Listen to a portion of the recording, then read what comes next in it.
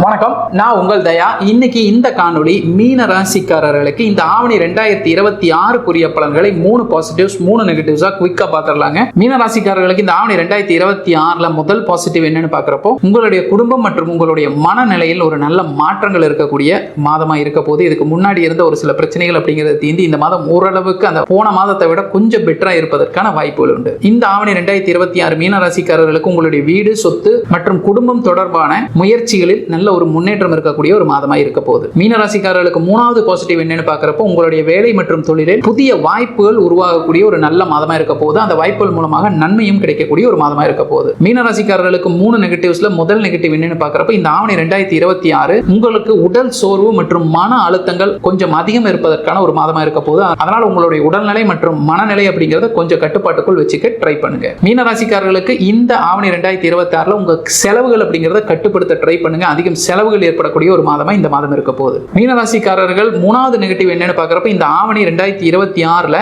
உங்கள் நண்பர்களிடம் மற்றும் கூட்டாளிகளிடம் பண விஷயம் அப்படின்னு வரப்ப கொஞ்சம் கவனமா இருக்க வேண்டிய மாதம் இந்த 2026. உங்களுக்கு நான் சொன்ன இந்த பலன்கள் பொருத்தமா இருந்ததுன்னா மீனம்னு டைப் பண்ணி கமெண்ட் பாக்ஸ்ல போஸ்ட் பண்ண மறந்துடாதீங்க. மேலும் உங்களுடைய மீனராசி நண்பர்களுக்கு இந்த காணொலியை ஷேர் பண்றதுக்கும் மறந்துடாதீங்க.